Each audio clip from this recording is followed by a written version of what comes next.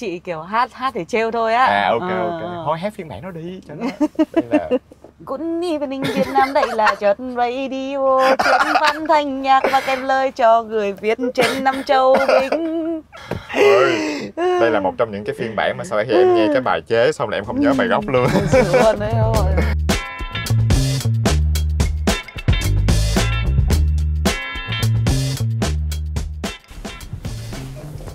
Hello. Hello chị. Ok.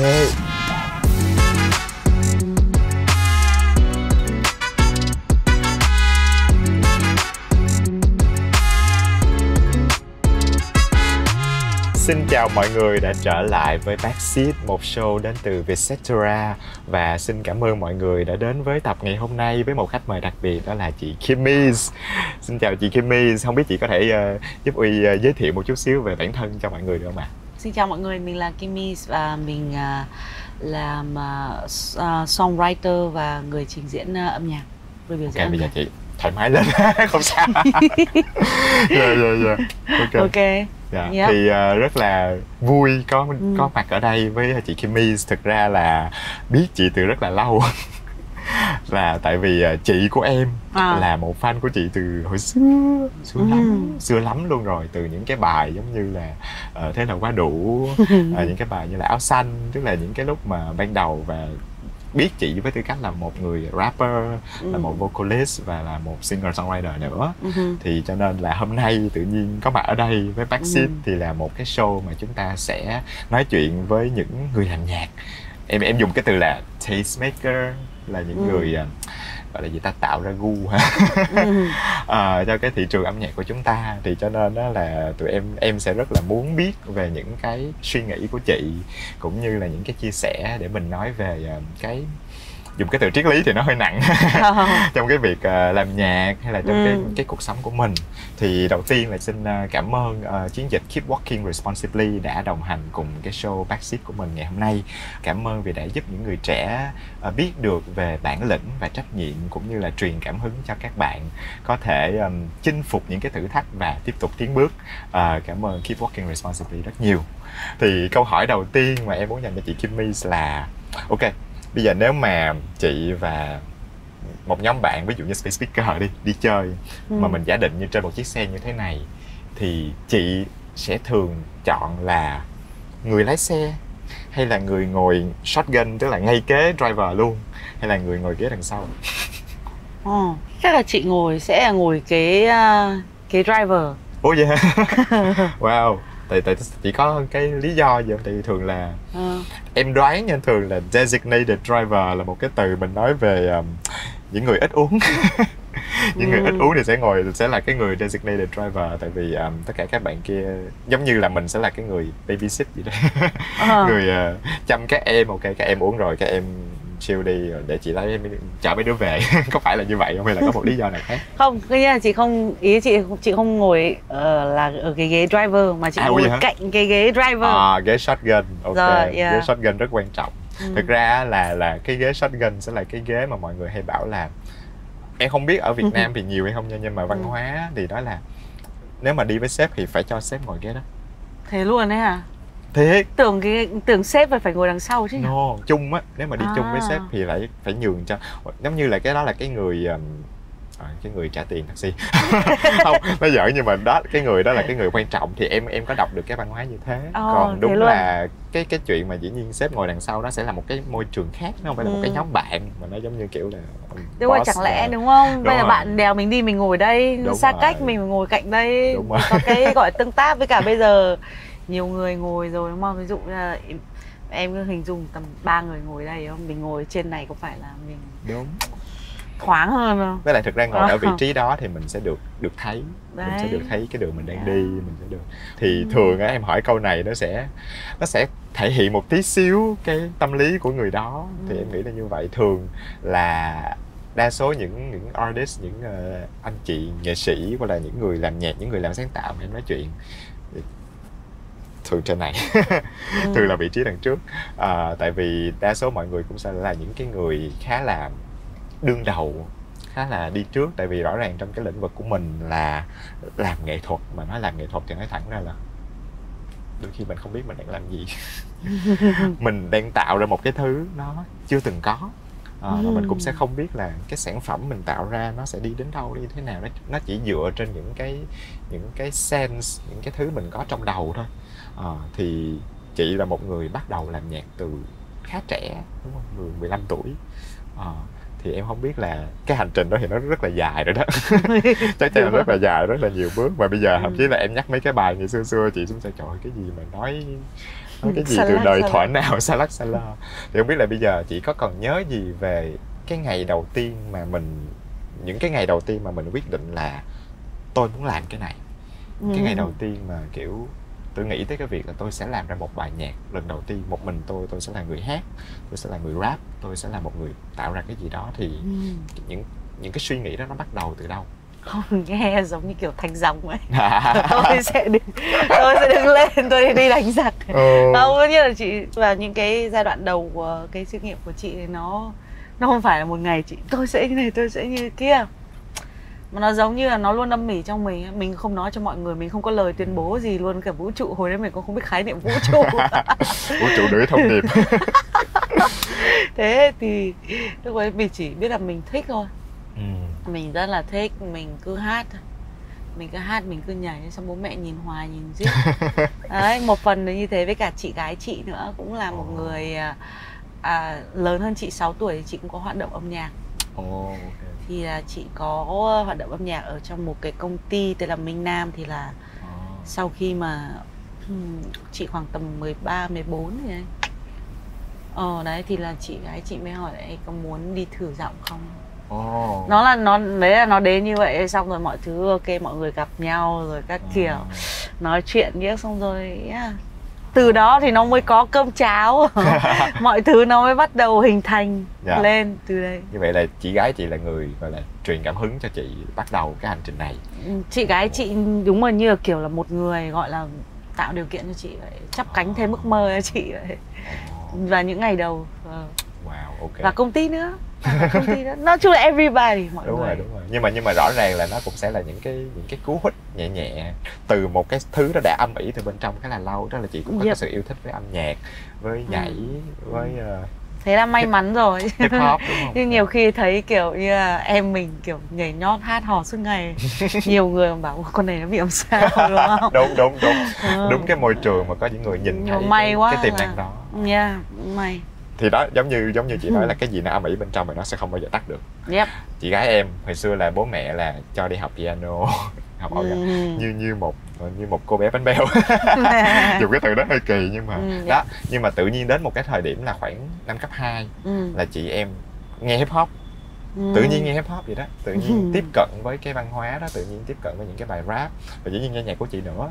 Xong rồi đi nhảy hip hop, mà thực ra là với bố mẹ em thì đó là một cái rất scandalous đó, rất là kỳ á. Vậy thì em đoán là nếu mà chị em gặp một phần cái sự gọi là nhìn vào của mọi người gọi là phán xét nhẹ nhẹ, thì em nghĩ là chị sẽ gặp 10 phần. Em đoán vậy.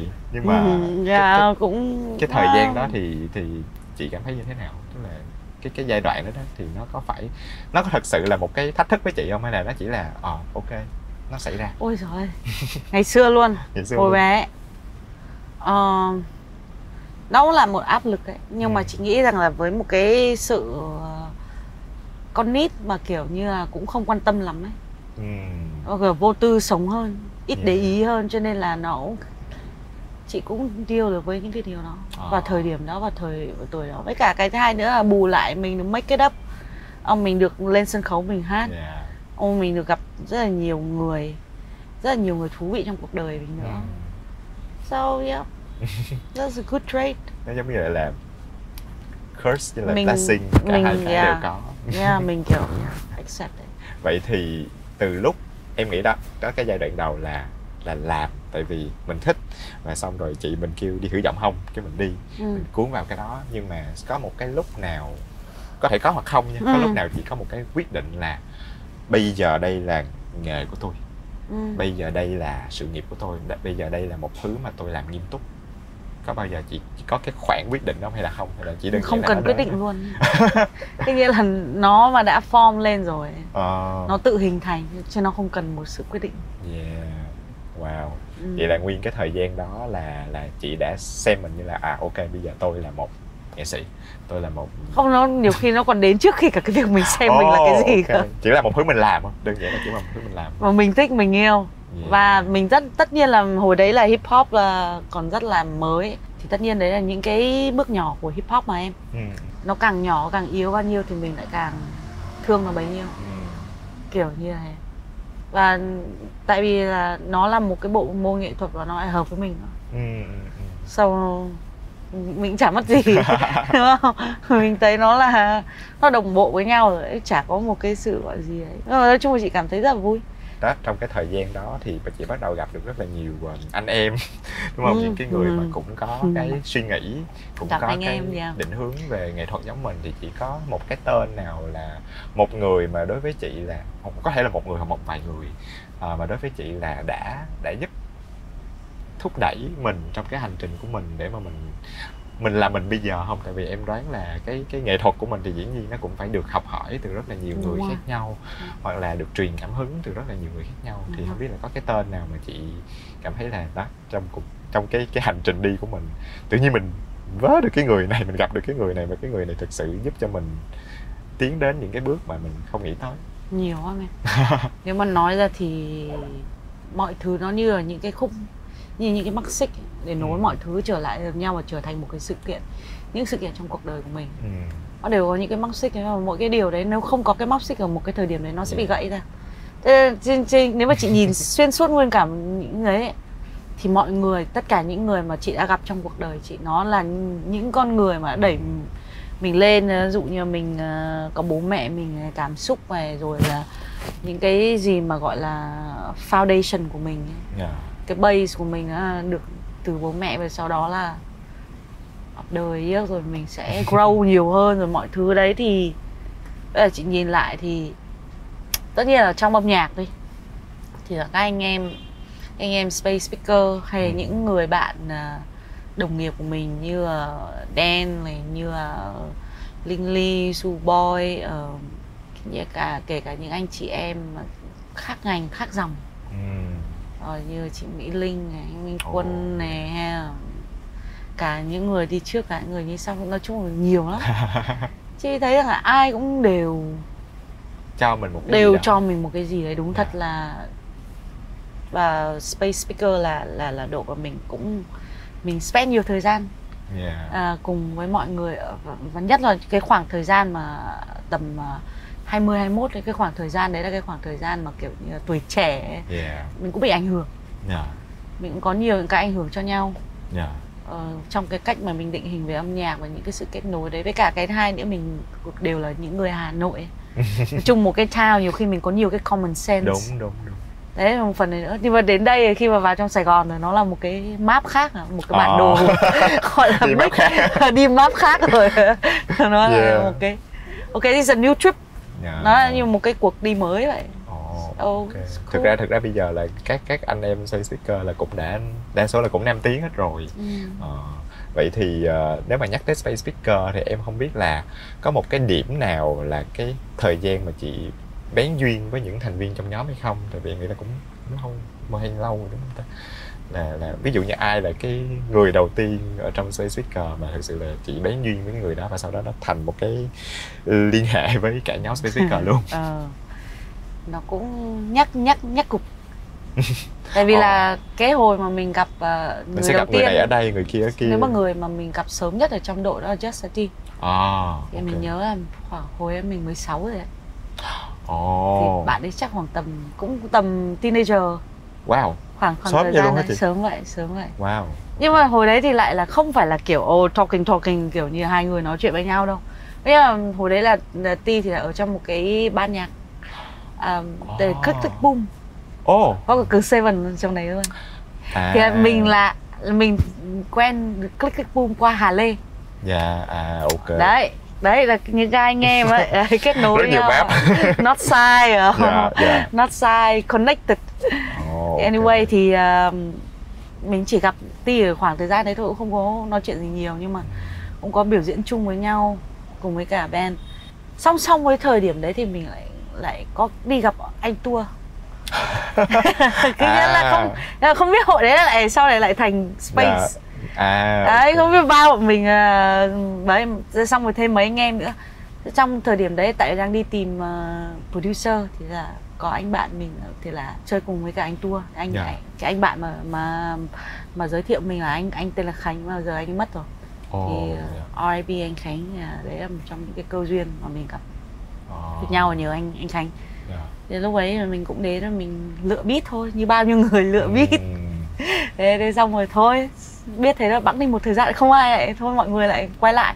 Mãi sau này là khoảng tầm 20 tuổi rồi, Ti có gọi điện mình bảo ê có muốn feat bài Hoa Sữa hay không?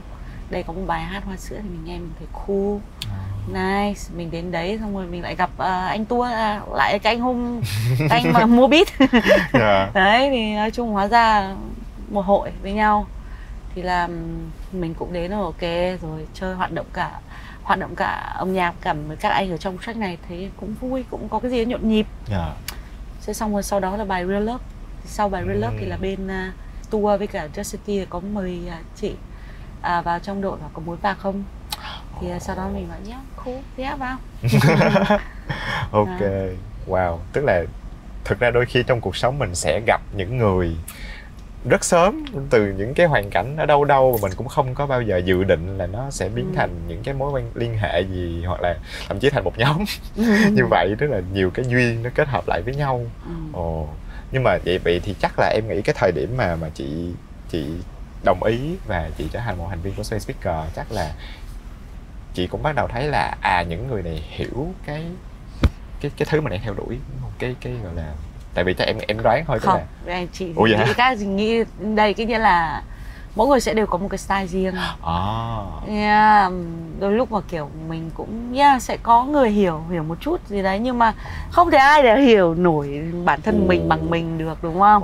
Tại vì nhưng mà nhiều khi đoán... là đấy là một cái nhóm mà chị thấy rằng là các anh em đều rất là cứng đầu. Đúng hơn là như thế. Tôi có nhạc của tôi, mọi người có nhạc của mọi người, nhưng mà anh em vẫn tìm một cái điểm nào đó để gọi là gài cái chất riêng của mình vào. Tất nhiên là cái beat của anh Hoàng là một cái beat, đúng không? Thì là Ti sẽ nhảy vào, sẽ gài cái chất của Ti vào, và chị sẽ làm như vậy. Nhiều khi như thế thì đấy là cái gọi là cái mà chị nhận định về những ngày đầu của Space Speaker. Thì chị nhận thấy như vậy, và chị cũng thấy như somehow là chị lại cảm thấy hợp, tại vì chị cũng là như vậy.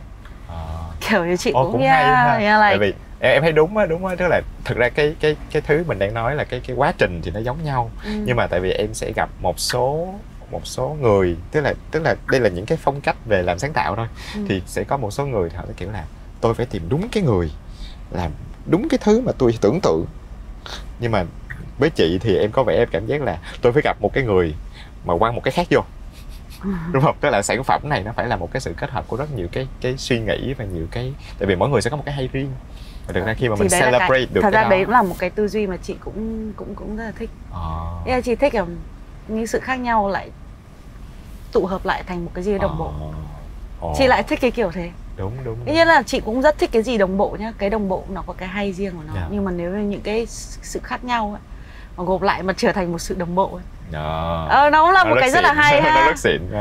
Nó cũng là một cái hay mà mình cũng không nên bỏ sót. Đấy, kiểu như thế. Mà thật ra rất như vậy thì mình lại có rất là nhiều cơ hội cho những cái thứ mình không có dự toán trước, mà nó lại ra thành cái gì đó nó đẹp, nó hay ho, nó beautiful.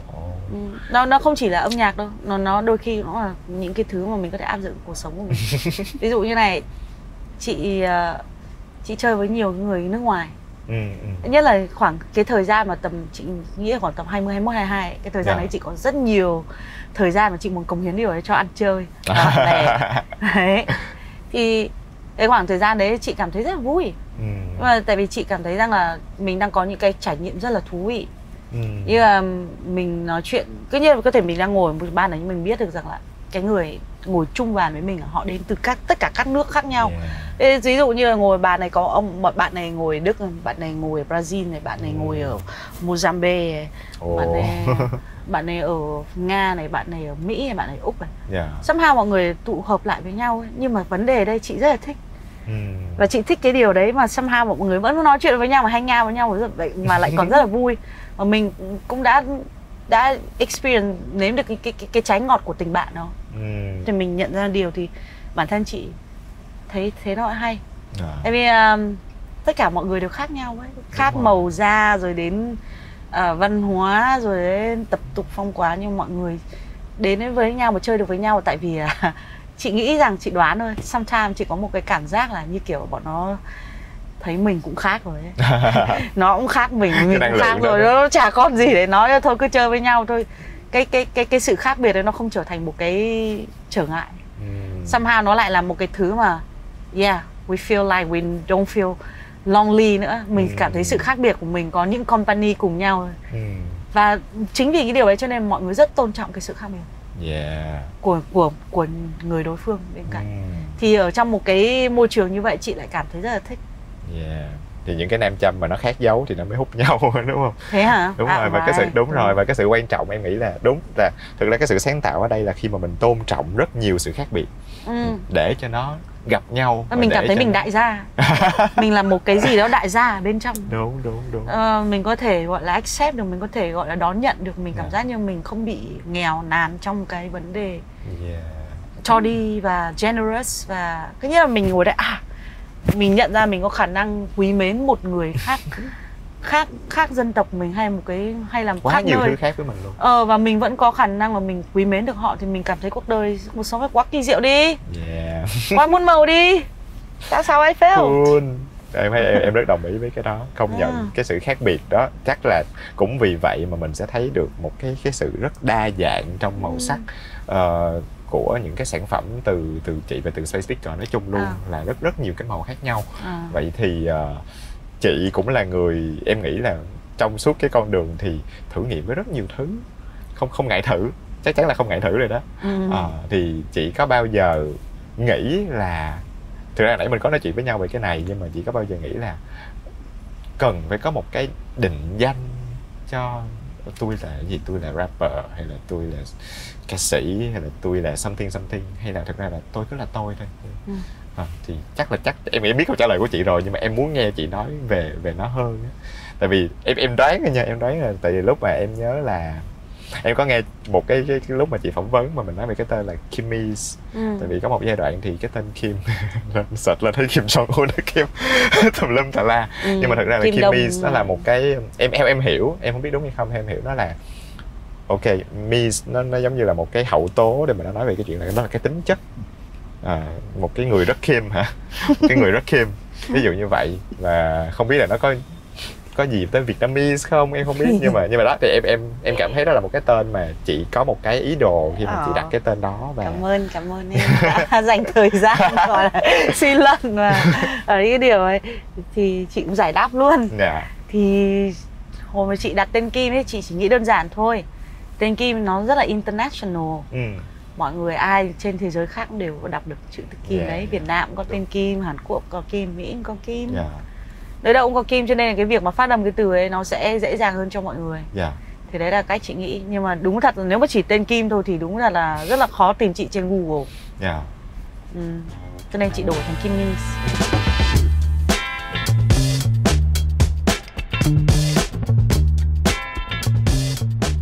Nãy giờ mình nhắc tới Space Speaker cũng nhiều rồi, cho nên bây giờ tụi em sẽ thay đổi không khí một chút xíu bằng cách là mình chơi một cái trò chơi.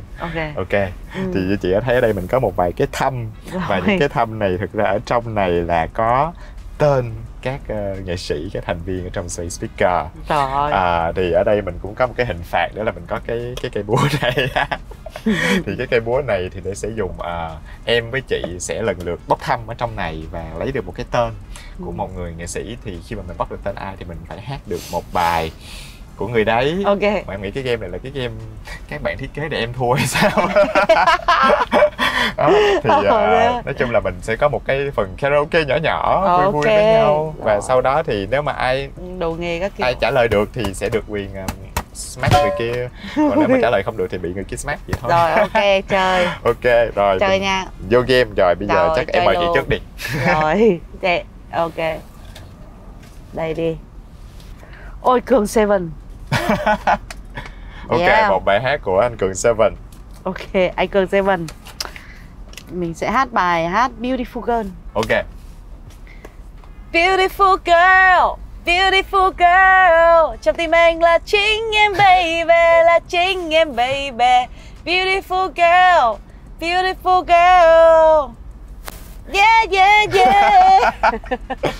Chết rồi, tự nhiên em feel đây là em đang ở trong concert đó. Oh no.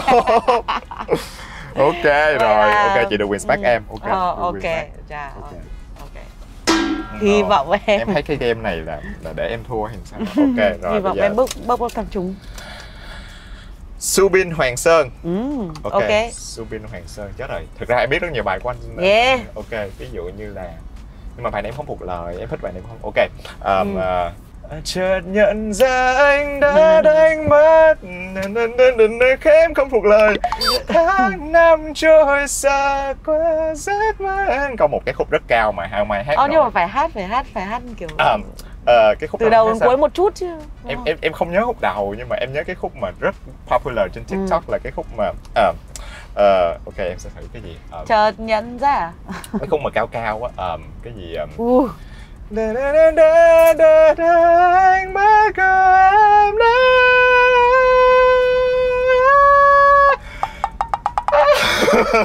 Ok. Đó thì em tập được tới đó thôi. Ok. Đó là một khúc mà em không thể nào chịu nổi đó. Bài đó em thích. Mà em không thuộc lời, em xin lỗi anh. Em sẽ cố gắng thuộc lời lần sau. Như thế vẫn bị đánh chứ nhỉ? Vẫn bị đánh hả? Đúng rồi. Ok. Thực ra cái bài mà em biết hát là bài mà nên lùi bước về sau. Sao không hát bài đấy? Mà tại vì nó cũ quá rồi, tự nhiên mọi người phải bắt trend, phải nghe nhạc mới của anh Subin. Ok, rồi mời chị. Phù quá. Ok, thử cái này đi. Rồi, Benji. Quá nhiều. Rồi. Anh nghe người ta nói là anh đã vào showbiz. VTV 36 chiếu gì anh vẫn còn chưa biết. Nhìn thấy một thằng make it all the way to underground. Người ta nói ra nói vào. Người ta ghét nói ra nói vào là đương nhiên. Anh có fly on the beat. Yep, that's Tua Liver. Yeah, that's Tua Liver. Ok. Kiểu giống như là thơ. Ủa tính ra cái flow cũng giống. Flow cũng giống flow anh Benji nghe rất là thơ. Rồi em bị đánh tiếp. Cái game này thiết kế là để tôi thua. Ok. Rồi. Thiện à? Gymnastic. Chết bò rồi. Rồi. Từ từ. Em biết được hai bài nhưng mà em lại không nhớ hết. Cái bài thứ nhất là bài mà But it's always you. It's always Yêu năm. Em nhớ được cũng không. Tại vì cái lời không nhớ, em xin lỗi anh. Bài thứ hai là vậy thì cần gì đến và hoa rồi cần gì đến và em hát bài được đấy. Rồi, nhưng mà em không thuộc chị ơi. Ôi, em rất dốt lời rồi. Ok. Thế thôi vậy. Lại phải bị smack. Fair play. Tính ra là những người chị bóc được là những người có bài em thuộc. Ok, rồi. Mời chị. Rồi. Ok. Đây. Justity. Cũng rất nhiều luôn. Ok, Justity. Ngày xưa có một bài của Justity mà mình kiểu như là chuyển sang thành sẩm luôn ấy. Là một version khác, remix hả chị? Không, nghĩ là chị kiểu hát để trêu thôi á. Ok. Thôi hát phiên bản nó đi cho nó là original. Ok, bài gì chị? Bài gì? Ok, đây là một đoạn introduction của Justity. Yeah. Good evening Việt Nam, đây là Just Radio, chuyên phát thanh nhạc và kèm lời cho người Việt trên 5 châu. I got one favor, one mic, one swag, one favor. Việt, tay cao, hands up, hand down. Đấy, chị chuyển sang Good evening Việt Nam, đây là Just Radio, chuyên phát thanh nhạc và kèm lời cho người Việt trên 5 châu Bình. I got one baby, one mic, one swag, girl Việt. Oh no. Ôi, đây là một trong những cái phiên bản mà sau khi em nghe cái bài chế xong là em không nhớ bài gốc luôn. Luôn đấy rồi. Ok, rồi em lại bị đánh. Ok, nhận. Cool quá à. Rồi ok, người cuối cùng đáng xem là ai nào? Ok, đáng xem là ai nào? Kimmy. Ok, Kimmy em có thể hát mình chả bắt chúng mình. Hát bài áo xanh nhỉ? Bài đó là bài em tại hồi sinh viên em hát bài đó chị. Em tới hồi sẽ kể chị câu chuyện là mọi người ơi, thời sinh viên rất nhiều người hát bài áo xanh. Ok.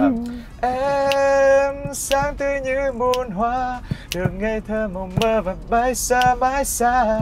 Khoác áo kia lên mình, màu áo xanh màu em yêu, màu xanh dịu em, màu xanh dịu sáng em. Sáng tươi như muôn hoa, được ngây thơ mộng mơ và bay xa mãi xa. Khoác áo kia lên mình, màu áo xanh màu em yêu, màu xanh dịu em, màu xanh tươi sáng. Đó, em phải hát hết bài để em được đánh chị. Trả thù được rồi mọi người, trả thù được rồi. Ok, đã được đánh, đã được đánh. Đó là trò chơi, trò chơi em thua hết. Rồi, nhưng mà cũng happy ending ấy chứ bộ. Yeah, happy ending. Em rất là thích cái bài đó. Nice ending for you.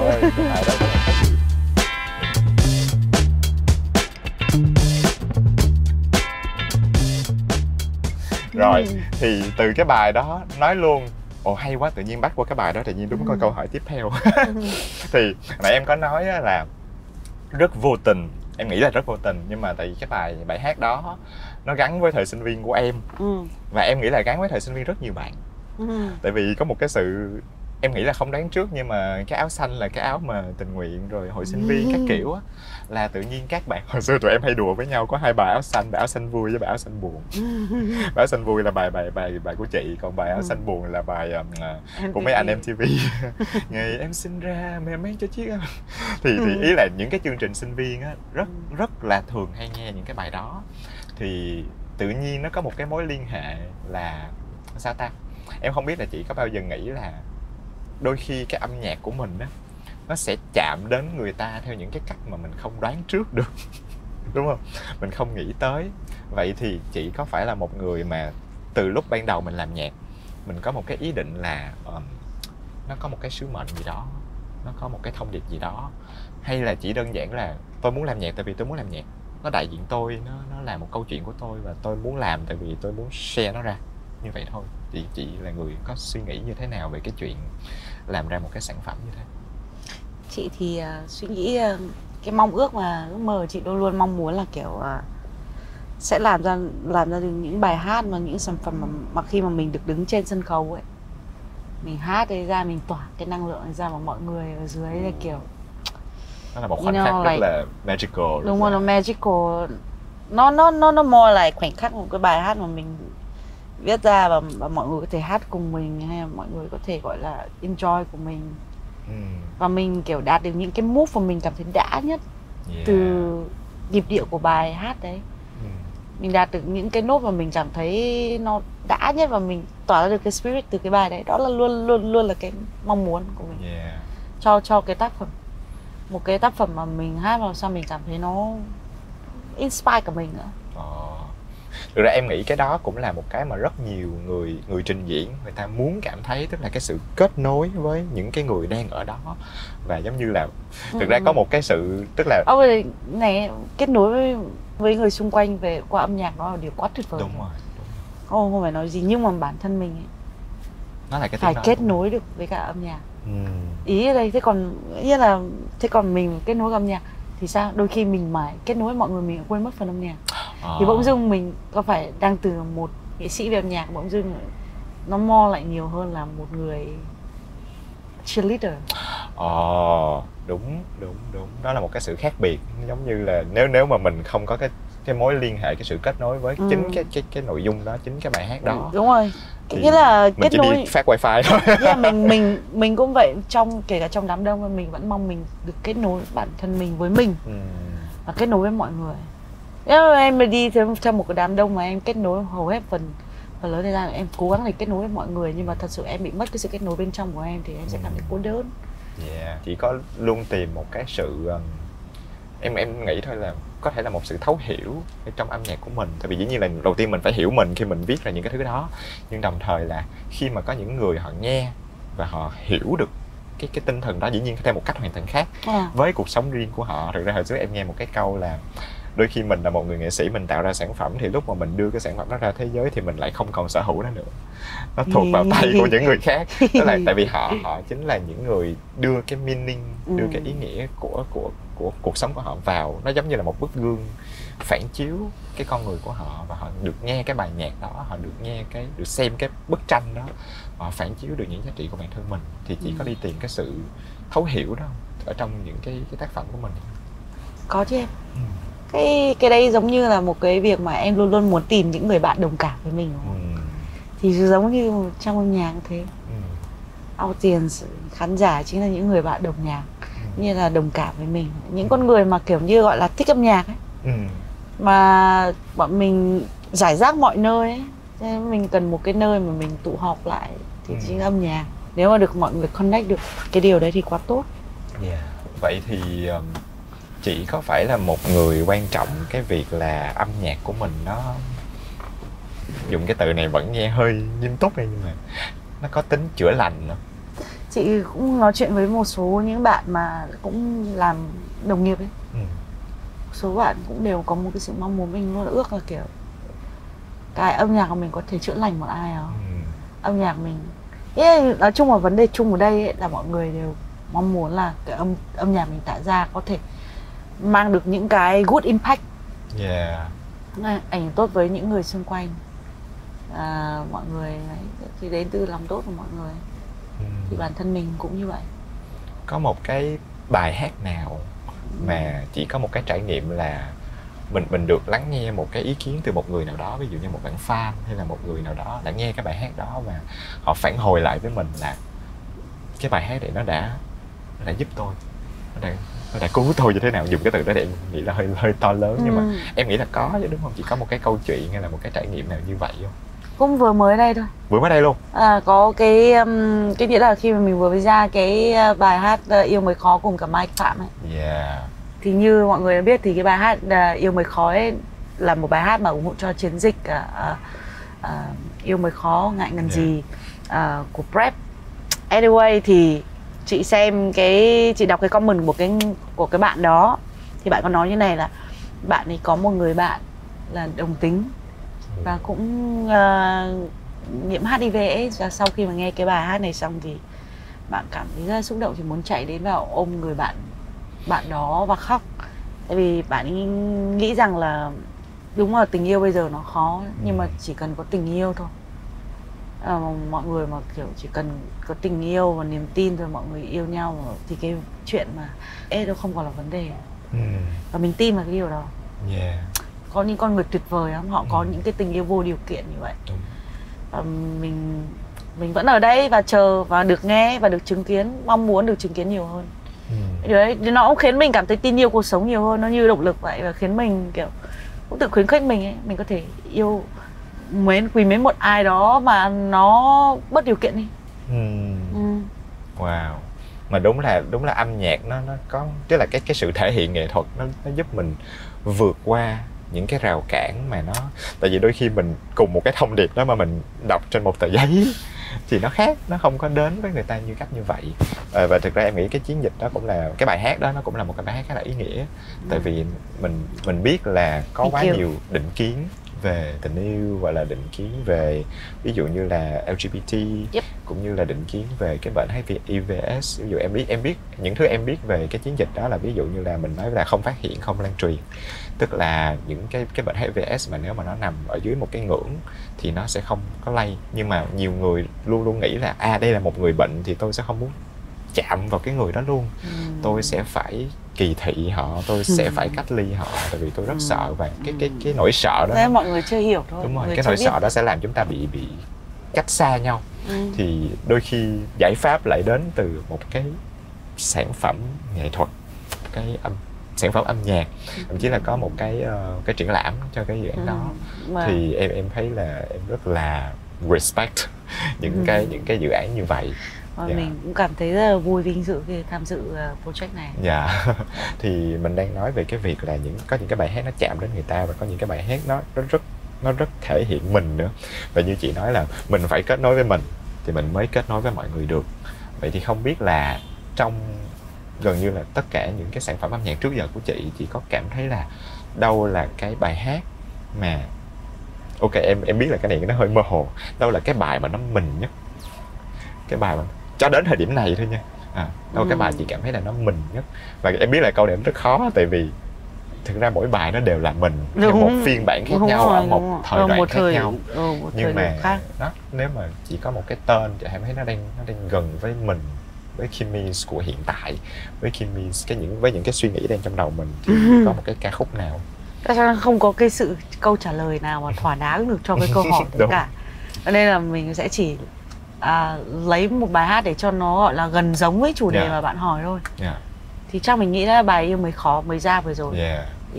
Thì tại sao mình nghĩ như vậy? Tại vì đấy là bài mình vừa mới ra. Nó gần với suy nghĩ hiện đúng tại. Đúng rồi, nó gần với suy nghĩ hiện tại mình nhất. Thì mình thấy thế được coi gọi là gần mình nhất thôi, chứ còn chưa phải là mình. Đúng. Vậy thì em nghĩ là trong cái công việc sáng tạo thì mình cũng khá là khó. nó giống như là mình đi nắm bắt những cái thứ mà nó không tồn tại ở đâu đây đâu kia. Không biết là trước giờ chị có một cái, em dùng cái từ nghi thức nào để đi tìm những cái nguồn cảm hứng đó? Nghi thức hay là những cái ý tưởng đó? Cúng gà cũng như em nói ví dụ như là mình có một cái nơi nào đó mình sẽ đi khi mà mình muốn tìm ý tưởng nè, hay là mình sẽ có một ly rượu trong tay hay là cái gì đấy, em không biết nữa. Không, chị không có đâu. Không có. Mọi thứ đến rất là kiểu ngẫu nhiên. Mỗi bài hát nó lại là một cái câu chuyện khác. Và để làm sao để ra bài hát đấy, những sự kiện gì xung quanh và cảm giác của mình như nào, quãng thời gian mình như nào, nó là như vậy. Nó đều khác nhau. Và chị thích cái điều đấy. Tại vì em biết sao không? Nó khiến chị bất ngờ. Chính bản thân chị còn bất ngờ chị kiểu như thế. Em không? Thế cho nên là chị thấy rằng là như thế nó sẽ hay hơn. Cuộc sống nhiều magical hơn. Wow, sao mình có thể fit được hết tất cả mọi thứ của sự đời này vào trong cái... Không phải nào có một cái lịch cho cái chuyện. Đúng rồi, mình không thể fit tất cả những cái sự đời này hay những cái gì mà diễn ra trong cuộc đời này theo một cái nhét vào trong cái tư duy logic trong đầu mình được. Vậy thì em đang tự hỏi, tại vì em cũng là người hay phải viết kịch bản, nhưng mà dĩ nhiên là có những cái là công việc thì mình phải ngồi xuống mình viết, và thường là mình không rặn ra gì cả. Nhưng mà có những lúc á, thì giống như kiểu đang đi xe trên đường, đang chill, cái xong tự nhiên cái gì đó nó đập vào đầu mình. Thế là mình phải đứng lại, xong mình phải lấy sổ hay là mình lấy cái điện thoại đó mình xong mình lại tiếp tục chạy xe. Thì không biết là chị có những cái khoảnh khắc như vậy có không? Em, chị đồng cảm luôn. Thỉnh thoảng đi trên đường đúng không? Mỗi phần lớn là kiểu đi trên đường hay nảy ra ý tưởng không?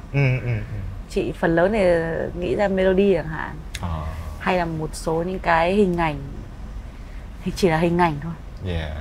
Cái nào hay chị sẽ store được vào trong đầu. Là chị nhớ luôn. Là chị sẽ chọn là chị sẽ nhớ cái đấy đấy. Là chị sẽ nhớ, chị không có trượt đi đâu. Wow, ok. Tính ra đó là một khả năng rất tuyệt. Thế luôn hả? Em không nhớ, em thì em sẽ không nhớ được. Nhưng mà chị nghĩ là chị cũng sẽ giống như em, sẽ phải viết ra thôi. Bây giờ mình nói về nghi thức làm việc rồi, ok. Bây giờ mình nói về nghi thức chơi. Thì thực ra là có một cái câu hỏi em cũng hay hỏi mọi người là, tại vì chắc chắn là khi mà mình nói về câu chuyện là take a back seat, thì em sẽ nói về những người mà luôn luôn driving, luôn luôn là gọi là tiên phong, luôn luôn là làm rất nhiều thứ, thì sẽ có những lúc cần phải chill, cần phải tận hưởng, cần phải nghỉ ngơi một tí. Thì thường thì mọi người sẽ uống vài ly, em nghĩ vậy. Và không biết là chị sẽ là người, nếu mà đi uống thì chị sẽ thích đi uống một mình hay là đi uống với vài bạn? Tùy hứng em. Tùy hứng. Sẽ có lúc sẽ có cả hai đúng không? Đúng rồi, sẽ có cả hai. Sẽ có lúc chị chỉ muốn đi đâu đó nhâm nhi một cốc rượu uống cho nó bắt đầu tipsy, và thậm chí hơi là say một chút, xong gọi taxi về ngủ ngon. Sẽ có lúc mà mình sẽ cần kiểu như lai dai ngồi cạnh kiểu mọi người nói chuyện nọ thế kia. Cả hai hoạt động đều cần thiết, chị nghĩ như vậy. Nhưng mà nếu mà mọi người thì thường chị sẽ nghĩ là nhóm lớn hay là nhóm nhỏ? Ví dụ như là từ 3 người trở xuống hay là từ gọi là 5-6 người, 7-8 người? Nghĩ nếu mà con số đẹp thì tầm 4 người. Nhưng mà thật ra nếu mà mình đã gọi là thân nhau hết nguyên cả nhóm rồi thì lại càng đông thì lại càng vui. Vậy thế. Tại vì mình không còn phải gọi là suy nghĩ về cái việc là phải kết nối mọi người như thế nào, cái sự kết nối đó nó có sẵn. Nó đã có sẵn rồi nha. Ok. Cool. Vậy thì chị có một cái thức uống yêu thích không? Một cái drink, một cái cũng theo thời vụ. Rồi mình là một người thích change it up mà đúng không? Thích thay đổi những thứ này thứ kia. Chị không cho phép bản thân chị chỉ thích một thứ. Yeah. Chị muốn cho phép bản thân đến lúc này thì em đã biết cái đó rồi. Từ nãy tới giờ. Đấy, chị muốn thích được cái gì thì nên thích.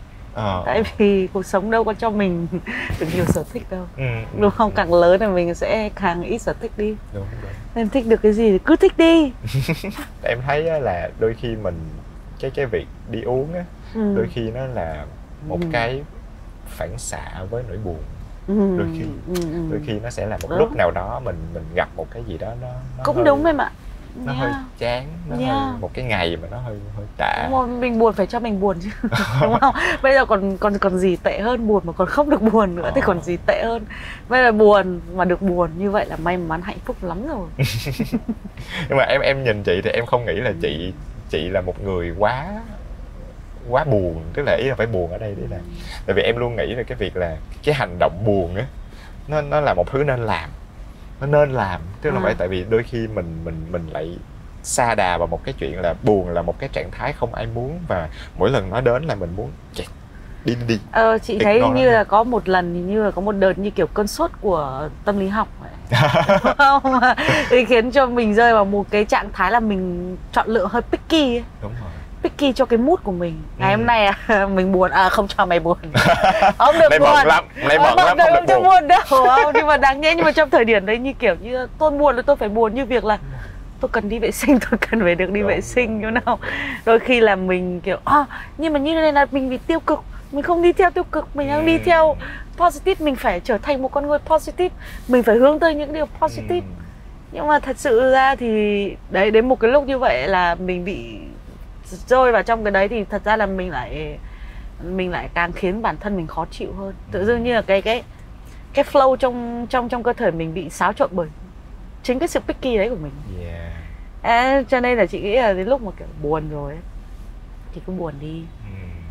Tất cả những cái cảm xúc vui buồn tức giận nó như là gia vị của cuộc đời ấy. Nó đều xuất hiện đều vì một lý do nào đó chứ, đúng không? Thì nếu mà đã vui thì có giá trị thì chắc chắn buồn nó cũng phải có giá trị tương đương. Đúng không? Nó nói cho mình một cái gì đó. Đúng không? Nó đều có giá trị hết, không thể nào mà đi so hạt tiêu với cả tương ớt được. Đúng không? Nó hai thứ nó khác nhau mà mình không nên kiểu ghét giận cái gì ấy, mình có cái gì. Lúc ấy chị thì cảm giác là mình nên ôn trọn lại cái cảm xúc của mình, và mình có thể sử dụng rượu để kích thích cái nỗi buồn đấy cho nó ra, cho nó ra nhiều hơn. Buồn một cách chủ động. Đôi khi mình quên mất cách buồn. Đúng. Mình không dám mình cho mình buồn, mình quên. Nhiều khi rượu nó sẽ khiến mình cho mình một cái không gian buồn, cho mình không gian buồn. Tại vì mình cũng mất cái sự tự chủ. Thật sự là mình mất cái sự tự chủ ở cái phần control nỗi buồn. Đấy, như mình lose control nhiều hơn. Đôi khi rượu nó cũng như là một cái giải pháp để mình giãn bớt ra. Nhưng mà tất nhiên là nếu mà một ngày mà mình có thể làm được điều đó một cách gọi là cơ động hơn, nghĩa là mình có thể tự làm được, mình không cần rượu nữa. Hoặc là thì bỗng dưng thì cái rượu này nó sẽ trở thành những bông hoa, mình có thể cưỡi ngựa xem hoa. Mình thích thì mình quay lại, nhưng mà mình không bị vướng bận điều gì. Đúng, đồng ý. Thì thực sự là cái sự tận hưởng của chúng ta, em nghĩ nó nên, dù gì đi nữa thì vui hay buồn nó đều là những cảm xúc mình sẽ có. Và khi mà mình tiếp cận nó, và mình thực ra bữa em nói chuyện với Táo, một người khá là hay làm nhạc buồn, thì Táo có nói về một cái từ rất là em thấy rất là thích, đó là mình tích cực thôi chứ mình đừng tích cực đoan. Cực đoan. Hay tại vì vậy nói là nói về, tức là cái sự nãy giống như chị nói đó, là nếu mà mình cứ né cái nỗi buồn đi thì mình cố gắng mình vui, nhưng mà đến khi nào nó thành một cái sự tích cực độc hại, tức là mình đang cố gắng bắt bản thân mình phải vui thôi, thì đó là lý do là em nghĩ là đúng là có giới hạn của cái việc. Và thôi chúng ta không cần phải nói nhiều, chúng ta nhìn chúng ta và chúng ta nhìn các bạn bè chúng ta đã nhìn thấy rồi. Chúng ta như là những đứa mà kiểu let's have fun, lên trên bar quẩy các kiểu, nhảy nhót gào mồm lên các kiểu vui, nhưng mà về nhà vẫn khóc. Đúng. Hãy để cho bản thân mình được đôi khi buồn thì thôi cứ buồn đi, phải cho nó buồn thì niềm vui nó mới đến được ấy. Kiểu trời mưa không cho mưa. Khó. Ok, với cái con đường mình đã đi, mình đã nói rất nhiều về con đường mình đã đi, nhưng mà bây giờ nói về cái con đường mình sắp đến. Thì em đoán là chị sẽ không phải là một người muốn plan quá nhiều, muốn lên kế hoạch quá nhiều, phải như thế này, phải như thế kia, nhưng mà chị có một cái hình ảnh nào đó, một cái vision gì đấy về cái tương lai, về những cái sản phẩm hay là những cái suy nghĩ mà mình muốn đặt ra hay không cho thời gian sắp tới? Thật sự tương lai đã có những cái thời khắc mà chị dành rất nhiều thời gian cho tương lai. Suy nghĩ tương lai, chuẩn bị cho tương lai rồi. Đấy, làm những cho cái quỹ tương lai đấy. Nhưng mà đến thời điểm bây giờ ấy thì chị thấy rằng là mình sẽ có những cái vision, nhưng mà mình gói gọn lại cho nó đơn giản thôi, không cần phải complicated quá. Thì đơn giản là mình muốn đưa mình tới cái nơi mà mình cảm giác như là mình cảm thấy vui và hạnh phúc hơn. Bất cứ là trong cái góc ngách nào trong cuộc sống của mình. Và đến tầm cũng cảm ơn Covid, kiểu như là cái dịch bệnh vừa rồi tuy là có rất nhiều thứ mình rất là đau lòng mình nhìn thấy, nhưng người ta luôn nói cái câu là trong cái họa cũng có cái may ấy.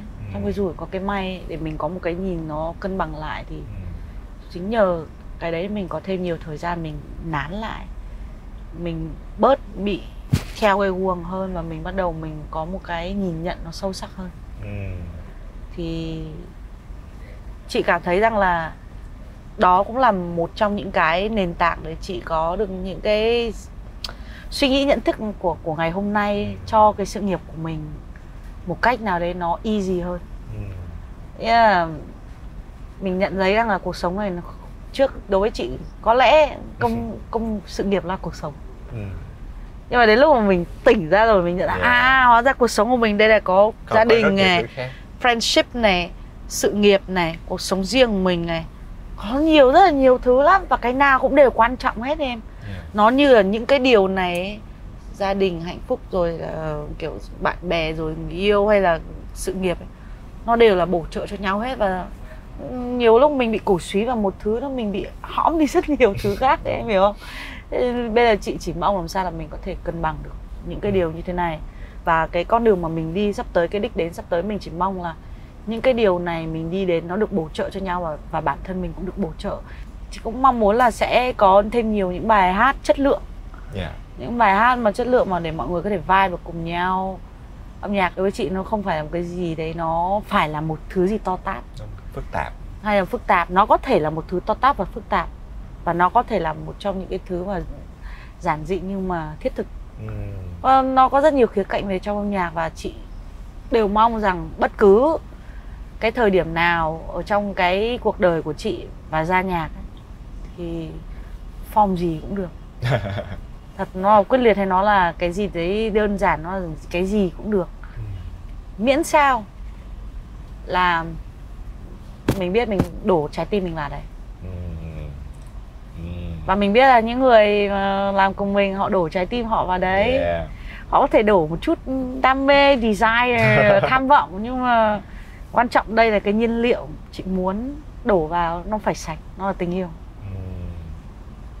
Đó là cái hạnh phúc lớn nhất khi mà mình thấy một cái sản phẩm mà nó bao gồm tình yêu của rất nhiều người, bao gồm cái passion, bao gồm cái desire, cái ham muốn, gọi là thúc đẩy của rất nhiều người. Và đồng thời là thực ra em nghĩ là cái mà em có thể nghe hiểu được từ cái câu chuyện chị đang nói là cái hành trình nó quan trọng hơn là cái đích đến. Đúng rồi em. Những cái khoảnh khắc mà mình enjoy, mình xem được tất cả mọi thứ đang xảy ra như thế nào, và mình ở đó và mình cảm thấy nó happy, nó quan trọng hơn là phải đi tới đâu. Đúng rồi, đôi khi là nếu mà em đã biết trước cái đích đến rồi thì giống như một bộ phim em xem em bị spoil rồi, còn gì. Đúng. Em còn gì đúng. Kiểu hứng thú. Spoil phim nha mọi người, đừng thật spoil. Sự luôn đấy, tật xấu lắm, tính xấu đấy nha. Đấy, đùa đấy. Anyway thì chị chỉ nghĩ như vậy thôi. Đó là chỉ là quan điểm cá nhân thôi, nhưng mà những người khác thì chị cũng không biết. Đúng. Tất cả mọi thứ sẽ là những quan điểm cá nhân, đúng những suy rồi. nghĩ ở ghế sau của chúng ta. Thì chắc là cuối cùng thì em nghĩ là chúng ta sẽ không biết tương lai nó đi tới đâu. Đúng. Không thể nào hoạch định trước cái gì cả. Chúng ta có thể giam cầm chúng ta hiện tại vào những cái plan của tương lai. Thế nghĩa là ý là kiểu vừa vừa thôi ấy. Đừng có kiểu 10 năm kiểu... Nhưng mà hiện tại có quá nhiều thứ để mình có thể tận hưởng. Hiện tại có quá nhiều thứ mình có thể quan sát, mình xem và mình cảm giác như là dần đến lúc mà mình sẽ cảm thấy rằng là người giỏi thì nhiều rồi. Bây giờ mình đang thiếu những người tốt ấy. Những người mà kiểu good heart ấy, chứ không phải good skill. Thì đến một lúc nào đó rồi mình nghĩ là we all recognize it. Sẽ đến lúc mình nhận ra là mình cần học nhiều thứ khác hơn là cái việc là chỉ giỏi lên và chỉ làm tốt hơn. Like đến lúc mà kiểu mình đầu tư vào trái tim nhiều hơn cái chất xám ấy. Yêu mới khó. Yêu mới khó. Rồi, chắc là câu hỏi cuối cùng của em á, thì nó sẽ liên quan một chút tới gọi là không biết là chị đang có một cái nhìn gì về hip hop của bây giờ. Dĩ nhiên là nó đã đi một cái thời gian rất là dài và em nghĩ là thực ra nó có những cái thay đổi nó không quá nhiều. Cái chất của hip hop nó vẫn luôn ở đó và của hip hop Việt Nam nó vẫn luôn ở đó, nhưng mà đồng thời nó có những cái sự phát triển mới, có những gương mặt mới, có những cái tên mới và có những cái màu sắc mới được mang đến. Thì chị thấy hip hop Việt Nam chị đoán là nó sẽ phát triển như thế nào và chị thấy nó sẽ thành một cái bức tranh như thế nào? Trước tiên là mình cảm thấy hallelujah. Yes, we qua here. Bao nhiêu năm bao nhiêu năm we here. Yes, 2021. Các anh em hip hop và nhạc hip hop, nhạc rap, finally we here. Finally, such a long road for everybody. Long road. Và nó cũng sẽ là một trang mới của hip hop. Chị cũng không muốn đoán gì luôn. Thật sự. Vậy thì nó càng exciting. Thật sự chị cũng rất là muốn xem và nhỡ đâu chị muốn xem cả chị nữa, chị muốn xem mọi người nữa. Rồi mình chỉ mong làm sao là âm nhạc đến từ đường phố, keep the street clean. That's a good. Keep the street clean, trong spirit. Ok, vậy thì chắc là đây cũng là kết thúc của cái tập Backseat hôm nay. Một lần nữa thì em cảm ơn chị rất là nhiều về những cái chia sẻ. Nãy giờ mình cũng đi một đoạn đường khá xa đi đâu hết, nhưng mà mình sẽ đi được rất là nhiều cái đoạn thăng trầm, cũng như nhiều cái nhìn lại và cũng như nhìn về phía trước.